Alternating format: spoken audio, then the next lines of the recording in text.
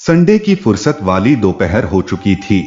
अब जाकर मिनी का नहाना धोना निपटा था। बाथरूम से हाथ में धुले कपड़ों की बाल्टी लिए सीधे छत पर जा पहुंची कपड़े सुखाने। कंधे पर पड़े तौलिए को पहले तार पर डाला और फिर बेफिक्री से बाल्टी से कपड़े निकालने के लिए झुकी तो अचानक एक पल को नजर छत के दूसरे छोर पर बैठे बब्बू चाचा पर पड़ी। मगर चाचा की नजर तो कहीं और थी। वो देख मिनी की ओर ही रहे थे, लेकिन वो न तो मिनी के चेहरे को देख रहे थे न कपड़ों से भरी उस बाल्टी को। बब्बू चाचा की नजरों ने तो मिनी को अपने सीने पर दुपट्टा तलाशने को मजबूर कर दिया। जहां होना था दुपट्टा वहां नहीं था। वहां कुछ था तो वो था किसी भी मर्द को आकर्षित करने वाला, किसी 22 साल की कमसिन लड़की के जिस्म का पूरा शबा। उसे कुछ समझ न आया तो अगले ही पल मिनी बाल्टी से उस धुले गीले कपड़े को अपने सीने के सामने कर सीधी खड़ी हो गई और मुस्कुराकर बोली, अरे चाचा, आप छत पर कब से बैठे हैं? पापा आपको नीचे ढूंढ रहे थे। मिनी के सवाल से ब्रिजेश वर्मा उर्फ बब्बू चाचा थोड़ा घबरा गए और अपराध बोध को अखबार में समेटते हुए बोले, अरे बस कुछ ही देर पहले तो आया था बेटा, अब नीचे जा रहा हूँ। यह कहकर बब्बू चाचा जल्दी से नीचे चले गए और मिनी कपड़े फैलाने लगी। किसी भी शरीफ लड़की की तरह मिनी को भी किसी के सामने खुद का ऐसी स्थिति में देखे जाने बर्दाश्त नहीं था, मगर यहाँ तो उसके सगे चाचा ने उसे ऐसी हालत में देख लिया, या शायद देख रहे थे। मिनी कंफ्यूज थी। कपड़े तार पर डालते हुए मन ही मन खुद से बात करने लगी। चाचा की नजर गलती से ही पड़ गई होगी। चाचा तो पापा के सगे छोटे भाई हैं, वो भला कैसे? वैसे भी उनकी उम्र हो गई है। इधर सीढ़ियों से नीचे उतरते 55 साल के बब्बू चाचा शर्मिंदगी से कांप रहे थे। मिनी को उन्होंने गोद में खिलाया था और आज अपनी बेटी जैसी भतीजी में उन्होंने एक जवान औरत देख ली, शायद वही औरत जिसकी कमी चाचा की जिंदगी में थी। बब्बू चाचा ने शादी नहीं की थी क्योंकि अकेले रहते थे, इसलिए नौकरी जहां जहां गई खुशी खुशी चले गए। अब जब रिटायरमेंट करीब आ रहा था तब मिनी के पापा ने कहा, बब्बू अब ऐसा करो कि ट्रांसफर करा लो और यहीं आकर तुम भी रहो। मैं भी 3 साल बाद रिटायर हो जाऊंगा, फिर बुढ़ापा साथ में बिताया जाए।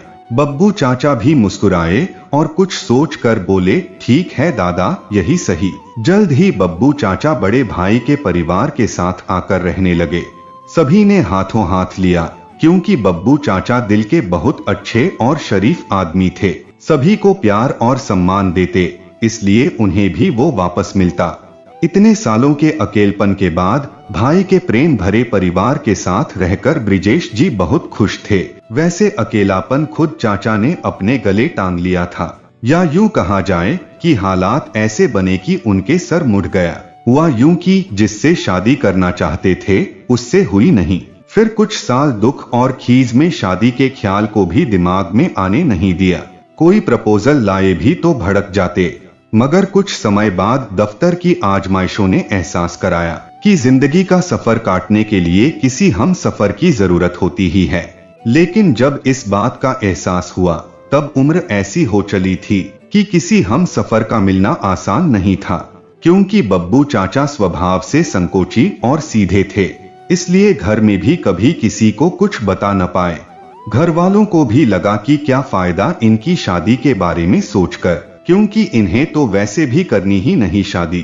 कुल मिलाकर कुछ किस्मत और कुछ अपने बनाए हालातों के चलते बब्बू चाचा अपने जीवन में इस कमी को चुपचाप झेलते रहे, क्योंकि वो नहीं तो कोई नहीं वाली मोहब्बत की चादर सालों ओढ़े रहे और स्वभाव से शर्मीले और शरीफ थे।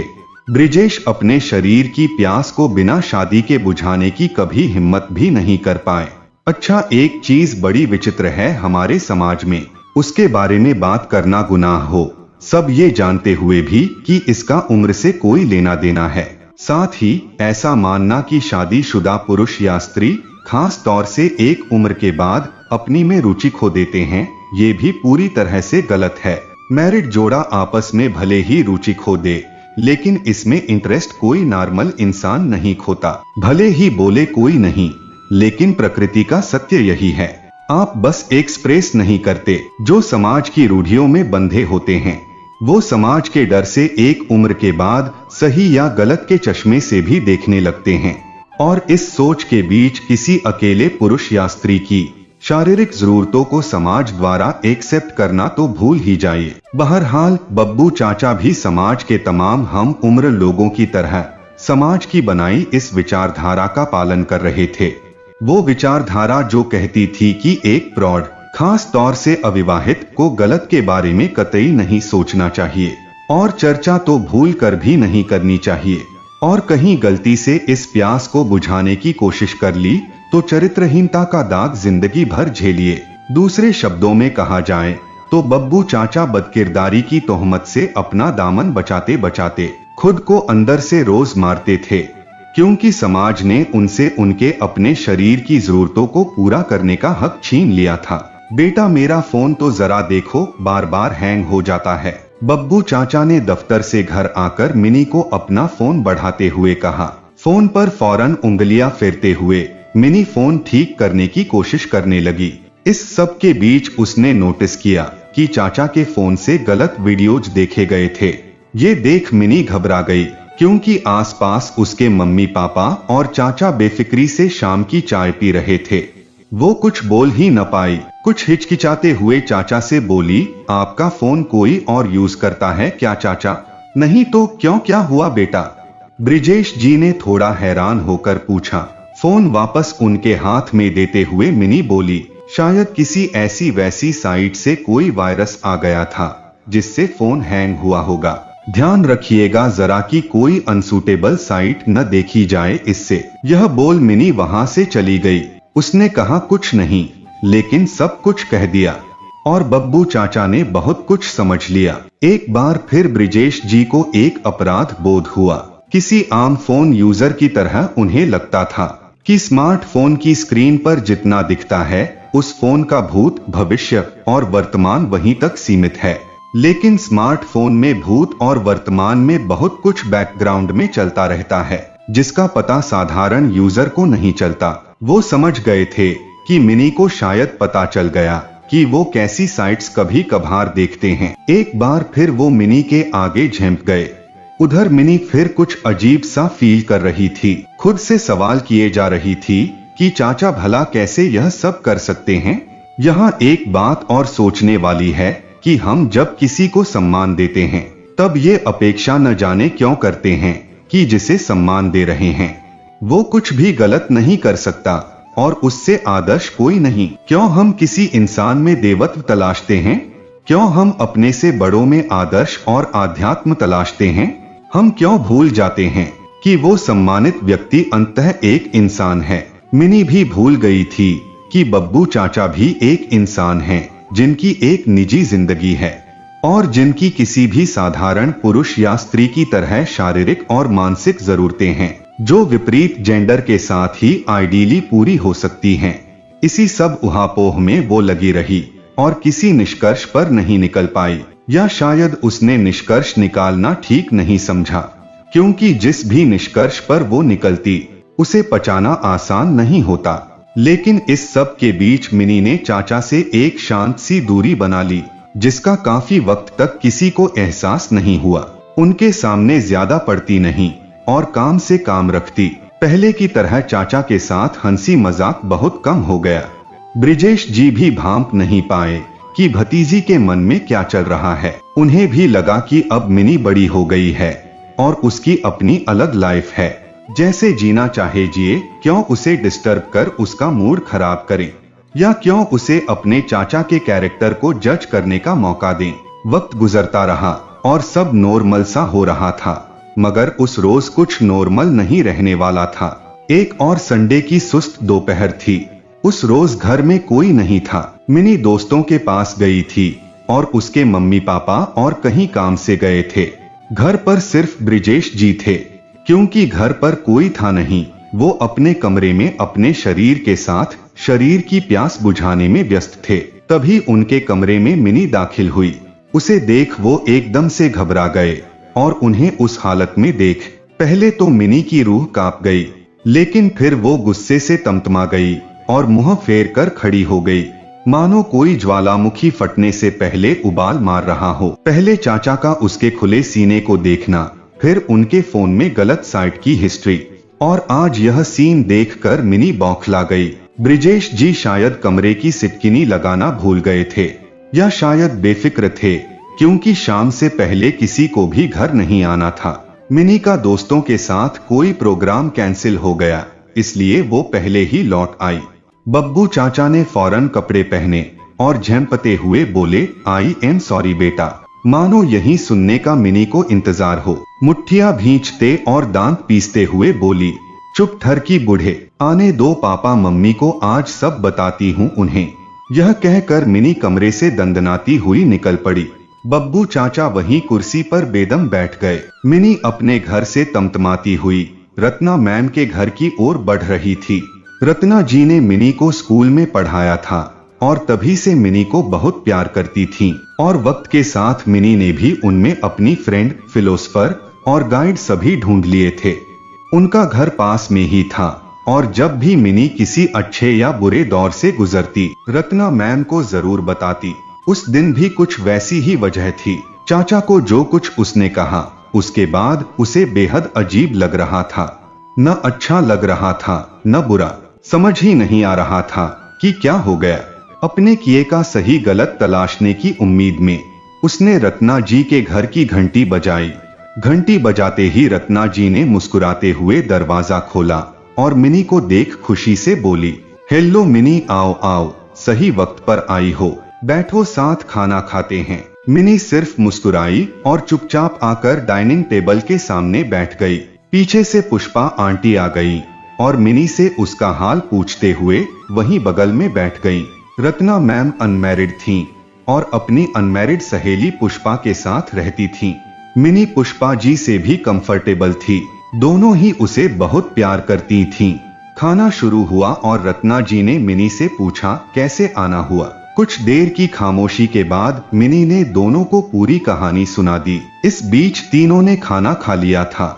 रत्ना जी मिनी से अकेले में बात करना चाहती थीं, इसलिए उन्होंने पुष्पा जी को वहां से जाने को इशारा किया। पुष्पा जी समझ गईं और तीनों की खाली प्लेट और बर्तन ले वहां से चली गईं। उनके जाने के बाद एक गहरी सांस लेते हुए रत्ना मैम बोली, तो अब मम्मी पापा को ये सब बताओगी? जी हाँ, यही सोचा है। चाचा को बोल के भी तो आई हूँ। टेबल पर नजरें गड़ाए मिनी बोली, लेकिन बेटा उन्होंने किया क्या ऐसा? रत्ना जी ने उसका सर सहलाते हुए पूछा। मिनी यह सुनकर चौंक गई। रत्ना जी की ओर देखकर बोली, मैम बताया तो आपको अभी। मुस्कुराकर रत्ना जी बोली, बेटा क्या उन्होंने कभी तुम्हारे साथ कोई मिसबिहेवियर किया, किसी और के साथ किया? मिनी ने नमे गर्दन हिला दी। अब मिनी की पीठ सहलाते हुए रत्ना जी बोली, मेरी बात अब ध्यान से सुनना बेटा। चाचा की भी एक पर्सनल लाइफ है और सेक्स एक जरूरत होती है। अगर इस जरूरत को पूरा न किया जाए तो ये समाज में बहुत बुरे रूप में दिखाई देती है।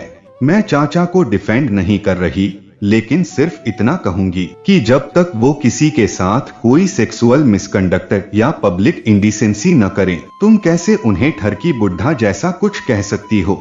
और तुमने तो बेटा उन्हें बिना किसी बात के इतनी भद्दी बात कह दी।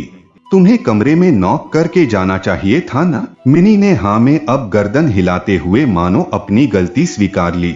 रत्ना जी फिर बोली, एक बात बताऊं, तुम शायद एक्सेप्ट नहीं कर पाई कि तुम्हारे चाचा एक इंसान पहले और तुम्हारे चाचा बाद में हैं। इसी बात पर बेटा मैं तुम्हें आज एक और सच बताती हूँ। तुम मुझे भी बहुत इज्जत देती हो, प्यार करती हो, शायद अपने चाचा से ज्यादा। तो बेटा आज मैं तुम्हें बताती हूँ कि सेक्स की कमी मेरे और पुष्पा के जीवन में भी है। आखिर हम दोनों भी तो चाचा की ही तरह अनमैरिड हैं, मगर उसी कमी को हम दोनों एक दूसरे के जरिए पूरी करते हैं। यह सुन मिनी की आंखें खुली की खुली रह गईं, फिर नजरें नीची हो गईं। शायद रत्ना मैम के मुंह से ऐसी बेबाकी से वो सब सुनकर झेंप गई थी। बेटा हम दोनों तो लकी हैं कि एक दूसरे का साथ मिला।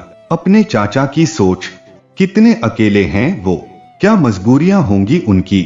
मैं अगर आज न बताती तो तुझे पता भी नहीं चलता मेरे और पुष्पा के रिश्ते के बारे में, क्योंकि हम दोनों काफी हद तक अपने अपने जीवन में किसी मर्द की कमी को पूरा कर चुके हैं। इसलिए तुम्हें हम में वैसा कोई छिछलापन नहीं दिखा जैसा दुर्भाग्यवश चाचा में दिखा। लेकिन बेटा ये तो देखो कि चाचा के पास न इमोशन सपोर्ट है, न कोई फिजिकल नीड्स को पूरा करने का जरिया। उनके साथ तो बेटा आपको और भी सिंपैथेटिक होना चाहिए। उनकी स्थिति में खुद को रखकर सोचो बेटा। मिनी ने सच को एक्सेप्ट करने वाली एक गहरी सांस ली और साथ ही शायद अपनी किसी गलती का एहसास भी हो गया।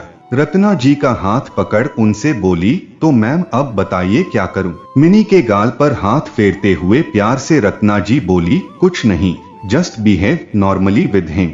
और हाँ, उन्हें जाकर जरूर बोलना कि तुम्हें उनके कमरे में नॉक करके आना चाहिए था।